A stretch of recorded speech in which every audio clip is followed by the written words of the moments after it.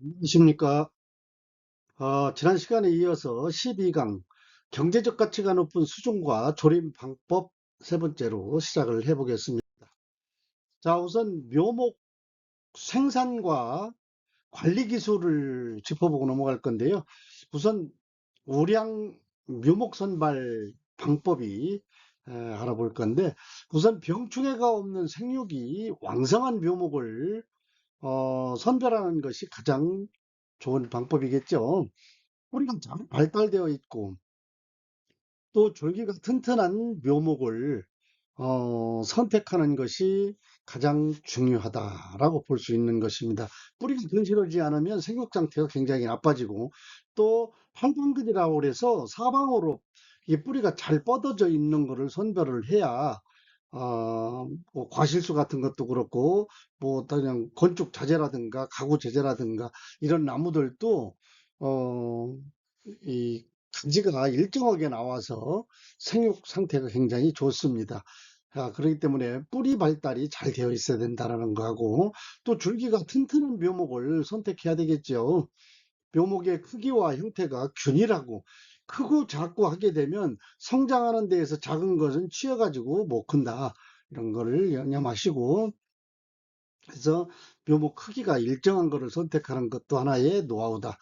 말씀을 드리는 것이고요. 또 어, 묘포장 관리, 묘포장 관리 같은 데에서들도 우선 묘포장의 토양을 비옥하게 유지하는 것이 가장 바람직한 것이고요. 배수성을 개선하는 것이 좋습니다. 배수가 통기가 잘 될 수 있도록 하고 적합한 비료 같은 거 이런 거는 제가 수차에 지금까지 계속 말씀을 드렸지만 비료 관리 아주 철저하게 잘 하시는 게 좋겠고 병충해 방제라든가 이런 것들이 필수적이다. 그래서 묘목의 생육 상태를 주기적으로 점검을 하고 이상 증후군이 생기면 바로 대처를 해야 된다. 이렇게 알고 계시면 되겠고요. 또 묘목 이식이라든가 운반 과정이 뒤따를 수가 있는데요. 우선 묘목을 이식할 때에는 뿌리가 손상되지 않도록 조심스럽게 주의해서 해야 되는 것이고 또 묘목을 운반할 때도 뿌리가 마르지 않게 운반하는 것이 가장 좋습니다. 그리고 잎사귀가 나와져 있을 때는 잎사귀가 운반하면서 바람을 많이 맞게 되면 나무가 굉장히 데미지가 많이 온다라는 것도 유념하시기를 바라고요.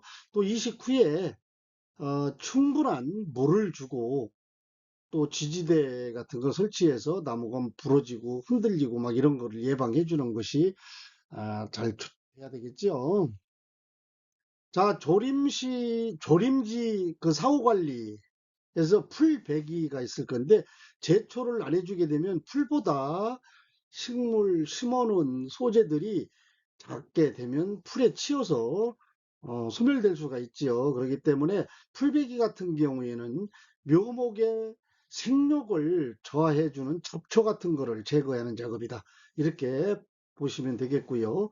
또 풀배기를 통해서 묘목이 을 잘 받아야 된다라는 것이죠. 그래야 이 지양분을 충분하게 흡수할 수 있다. 이렇게 볼 수 있습니다. 그래서 풀베기 같은 거 조림 성공률을 높이기 위해서는 매우 중요한 것이다. 이렇게 보면 되겠고요. 적정 시기 같은 경우에는 풀베기 같은 경우에는 언제가 적정 시기냐라고 할 게 아니라 잡초가 묘목보다 크게 자라기 전에 잘라줘야 된다. 실시해야 된다. 이게 잡초가 묘목보다 크게 되면 제초하는데도 굉장히 난관에 복잡될 수 있고 왜 그러냐면 나무가 안 보이기 때문에 일일이 찾아가면서 제초 작업을 해야 된다는 것이 어려운 일이고 인건비가 많이 들어가고 스트레스가 더 많이 받을 수가 있습니다. 그렇기 때문에 일반적으로 6월부터 8월 사이에 2, 3회 정도 실시를 하는 것이 가장 좋다. 아니면 이제 멀칭 작업 같은 걸 해서 하는 방법도 있을 수가 있는데 그 많은 산 같은 임야 같은데 멀칭 작업을 해가지고 한다라는 건 좀 어려움이 따를 수가 있겠죠. 또 멀칭 작업을 해놓으면 집안 구성이 물러지고 약해져 가지고 토사 위험이 있을 수가 있겠습니다. 그래서 풀베기 시기 같은 거는 지역별로 기후 조건에 따라서 좀 편차가 있을 수 있습니다. 그래서 풀베기 시기는 지역 환경에 따라서 조건과 또 잡초의 생육 상태를 점검을 해가면서 제초 작업을 하는 것이 바람직하다라고 할 수 있겠고요. 풀베기 방법은 낫이라든가 예초기 같은 걸로 할 수가 있는데 이 잡초를 제거할 때는 묘목이 손상되지 않게 주의해서 해야 된다는 게 기본이고요. 또 풀베기 후에는 제거한 잡초들을 퇴비로 활용할 수가 있겠지요. 그래서 한쪽에 달 쌓아놓고 그거를 발효를 시켜서 도로 헛쳐주면 좋은 퇴비가 될 수 있다. 이렇게 볼 수 있겠습니다. 자, 조림지 사후 관리, 가지치기가 또 나무에서는 굉장히 중요한 일이겠죠. 그래서 나무가 너무 크게 간다든가, 물론 건축 자재라든가 무슨 목재로 사용하는 거는 크면 좋겠지만, 과실수 같은 경우에는 너무 크면 관리하기도 나쁘고 나중에 수확하기도 나쁘기 때문에 가지치기 같은 걸 잘 해야 되고, 또 수용을 요하는 관상용, 반려식물, 조경수 이런 것들은 어때요? 가지치기를 잘 해서 나무가 형이 좋게 만들어야 되는 거겠죠. 그래서 가지치기 같은 것을 잘 하시고 또 묘목의 생육을 촉진시키기 위해서는 고품질 목재 생산을 유도하는 작업이다. 이렇게 보시면 되겠습니다. 그래서 불필요한 가지치기 같은 거 해가지고 나무가 형이 망가지게 하면은 안 되고요. 시기도 마찬가지예요. 그 시기를 잘 맞춰서 해야 된다라는 거고. 그래서 가지치기 하여서 묘목의 통풍과 햇빛이 잘 들어올 수 있도록 하고 가지치기 같은 걸 해서 병충해 같은 것들도 예방 효과가 있다라는 점 알고 계셨으면 좋겠습니다. 그 다음에 적정 시기가 언제가 좋으느냐 이렇게 볼 수가 있는데 가지치기 같은 경우에는 묘목이 휴면기에 들어가는 겨울철에 실시하는 것이 가장 좋다라고 생각합니다. 어린 묘목일 경우에는 여름철에 가벼운 가지치기를 할 수도 있겠지만 가지치기 시기는 수종별 특성에 따라서 조절이 가능하고요. 또 조절을 해야 됩니다. 그러나 성목으로 돼 있을 때는 가지치기 할 때는 겨울에 그러니까 봄에 눈 트기 전에 한다 이렇게 보시면 되겠죠. 가지치기 방법은 전정 가위라든가 톱이라든가 이런 거를 기구를 이용해서 가지치기를 할 수가 있는데 이 가지치기 가지를 들 때는 줄기에 그 뒤쪽이 자르지 않도록 주의해야 된다. 가지치기 후에 상처 부위에서 보호제를 발라주는 것이 좋다. 그러니까 좀 굵은 나무 자른 데는 반드시 상처 보호제를 발라주는 것이 가장 바람직하다 이렇게 보시면 되겠습니다. 왜 그러냐면 거꾸로 기공으로 의해서 말라버려서 가지 줄기 타고 말라 들어가는 경우들이 있으니까 그런 거를 유념하시고 치유제 같은 거를 발라 잔가지 같은 건 상관없는데 큰 가지 치기 했을 때는 그 상처 부위에 치유제를 발라주는 것이 바람직하다. 조림 시 사후 관리를 보게 되면 간벌이라고 하는 것이 있겠죠. 나무가 밀식이 안 되고 그러니까 햇볕도 잘 들어오고 통기성도 좋게 해주기 위해서 간벌을 해주는데 이 나무가 좋은 나무들은 놔두고 못된 나무들, 안 좋은 나무들을 솎아내는 작업이다 이렇게 보시면 되겠습니다. 그래서 간별은 그 묘목의 생육 공간을 확보하고 또 고품질 목재 그 생산을 유도하는 작업이다 이렇게 보시면 되겠습니다. 그 경쟁하는 묘목을 제거해주고 남은 묘목의 생육을 촉진하는 것이다. 그래서 서로가 같이 이렇게 부딪히고 하면 나무가 고사되는 경우들이 많이 있습니다. 이런 걸 보셨을 건데, 그래서 간벌이라고 하는 거를 잘 해줘야 된다라고 하고요. 간벌은 산림의 아주 우선 건강성을 유지하는 데 크게 기여하는 방법이지요. 그렇기 때문에 간벌이라고 하는 것들도 꼭 필요하다. 이렇게 보실 수가 있겠고요. 또 간별이라고 하는 것은 묘목이 어느 정도 성장한 후에 실시하는 것이 좋습니다. 일반적으로 10년에서 20년생 사이에서 1, 2회 정도 실시를 하는데요. 간별 시기는 수중별 생육 특성과 조림 밀도에 따라서 조절을 하는 시기가 달라져야 된다는 것도 알고 계시면 좋겠고요. 간별 강도 결정, 강도 결정. 간별 강도라고 하는 것은 남은 묘목의 생육 생태계와 조립 목적에 따라서 결정하는 것이다. 그리고 너무 강하게 간별을 하게 되면 산림의 안전성이 저하될 수 있기 때문에 적절한 간별 강도를 유지하는 것이 가장 공부를 할 때는 아무튼 간격을 유지시켜 주기 위해서 간별을 하는 것이다 라고 할 수 있습니다. 간벌과 벌목은 그런 차이가 있죠. 벌목은 썩 베는 것을 벌목이라고 하는 것이고 간별이라고 하는 것은 사이사이에서 좀 안 좋은 나무들을 솎아내는 것이다 이렇게 보시면 되겠고, 병충해 관리 기술 같은 데에서도 마찬가지입니다. 병, 병해충 관리 기술도 주요 병충의 종류라든가 이런 특성이 있을 수가 있는데요.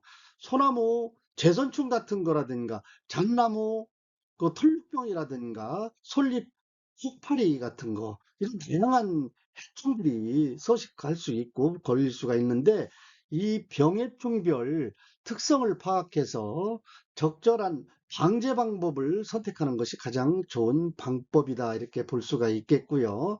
또 병해충은 산림에 막대한 피해를 준다라는 점도 꼭 숙지하시고 예방 차원에서 신경을 많이 쓰시는 게 좋다. 그래서 이 또 예방과 방제 방법을 말씀을 드리면, 또 병충해 예방을 위해서는 건강한 묘목을 심는 것이 가장 좋은 방법이고요. 또 적절한 관리를 위해서 진행하는 것이 좋겠죠. 그래서 병해충 발생 시에는 조기에 발견하고 조기에 대처하는 것이 가장 좋고 확산성을 막아줄 수 있다라는 것입니다. 그래서 화학적 방제라든가 생물학적 방제 같은 것을 할 수가 있겠고요. 다양한 방법을 활용할 수 있다라는 점도 알고 계시면 좋겠습니다. 자, 친환경 방제 기술 같은 경우에도 화학 약제 사용을 최소화하고 톤을 이용하거나 친환경 약재 같은 것을 사용해서 방제하는 것이 좋다. 그러면 친환경 방제 기술 같은 경우에는 산림 생태계뿐만이 아니라 우리 인간들에게도 굉장히 실효 효과를 낼 수 있는 방법이고 고급 산림 경영을 가능하게 하는 것이다 라고 볼 수가 있겠지요.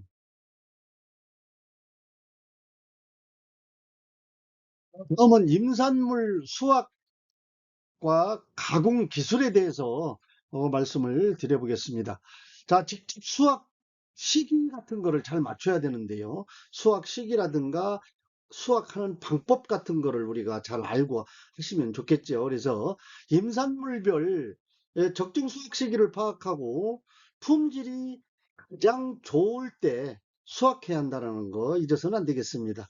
임산물에 손상이 자주 일어나지 않도록 주의하는 것이 바람직하고요. 또 수확 후에는 신속하게 가공해서 신선도를 유지하는 게 가장 좋겠습니다. 나무 같은 건축자재 같은 것도 관리를 하면 곰팡이 같은 거 쓸어가지고 새파랗게 형태 같은 게 나고 나면 상품 가치가 떨어지고 효율성이 떨어지겠지요. 그래서 이런 것들도 목재 같은 것들도 적시적시 관리를 잘해야 된다라는 거고, 또 가공 기술 벌목한 목재를 원목을 제재를 한다든가 건조를 한다든가 가공화해서 건축재, 가구재 등을 만들 때도 목재 용도에 맞는 가공 기술을 적용하는 것이 가장 좋다라고 볼 수 있고요.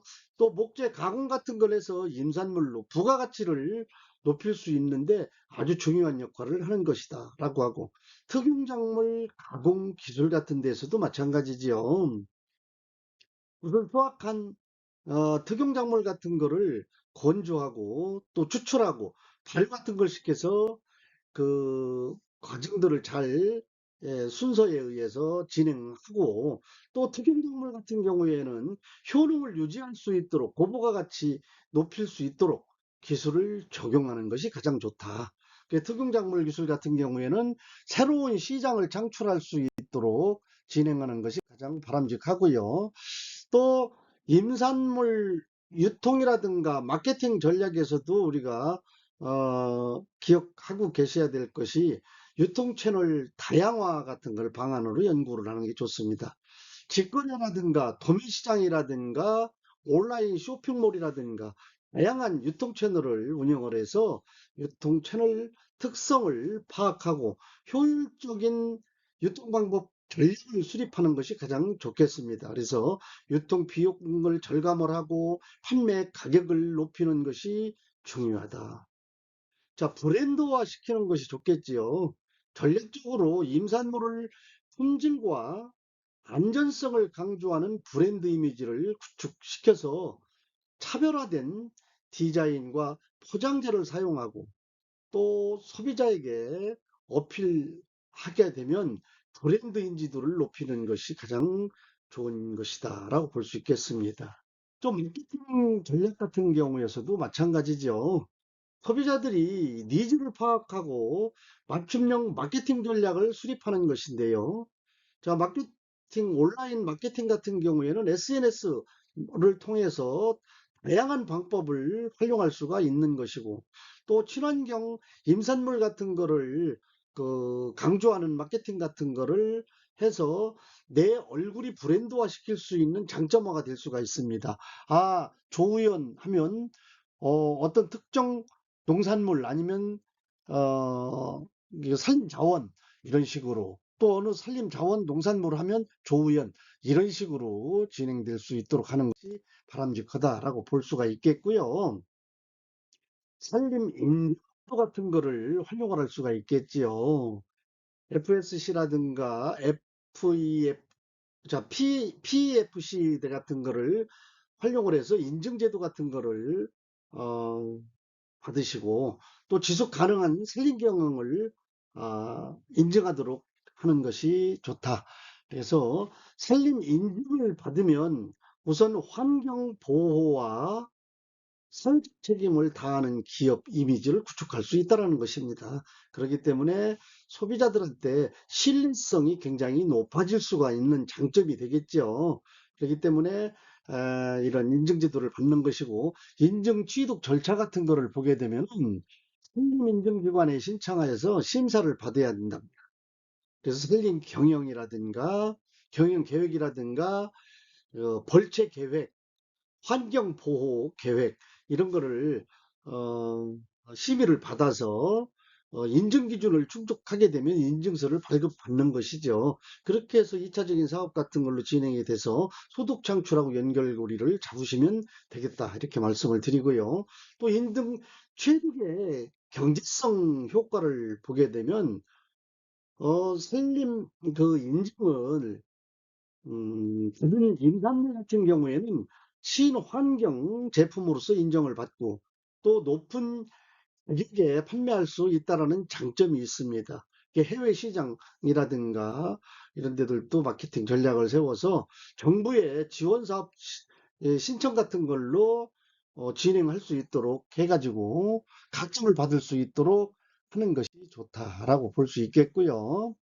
또 정부 지원 정책이라든가 제도에서도 보면 이 조림이라든가 임산물 생산 지원 사업이라고 하는 것이 있습니다. 그래서 정부에서 조림 사업 특용작물 재배 같은 것을 어, 주목하고 또 임산물 가공 사업 같은 거라든가 다양한 지원 사업을 추진하고 있습니다. 그렇기 때문에 즉시 여러분들이 이 사업을 계획하고 계시다고 보면 산림청이라든가 산림청 산하 산림조합이라든가 다양한 데 가서 자문을 받으시고 전문가의 조언을 받으시는 것이 가장 좋은 방법이다라고 볼 수 있겠죠. 그래서 이런 지원 사업을 통해서 조림 비용이라든가 종묘 구입비라든가 시설 설비 같은 거를 지원받을 수 있다는 점 참고하시고요. 융자 제도가 또 우리가 굉장히 관심 갖는 분야지요. 그래서 정부에서 임업 경영자금 같은 거라든가 시설자금이라든가 이런 저금리로 융자를 해주는 제도들이 운영되고 있습니다. 그렇기 때문에 융자 제도를 통해서 임업 경영에 필요한 자금을 확보할 수 있는 장점이 있습니다. 그런 것도 알아보시고 또 보조금 제도 같은 게 있겠죠.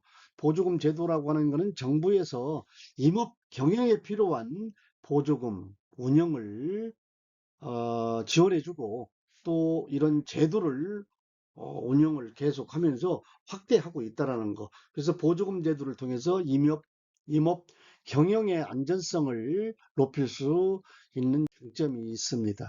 자, 오늘 강의를 또 요약해서 결론을 내리게 되면 경제적 가치가 높을 수 있고요. 그래서 소득 증대에 매우 중요하다. 시장 수요와 경제성을 고려하고 또 수종을 선택해야 한다는 점, 지역 특성에 맞는 수종을 선택하는 것이 가장 바람직하고요. 조름이라든가 관리를 통해서 고품질 임산물을 생산할 수 있도록 하는 것이겠죠.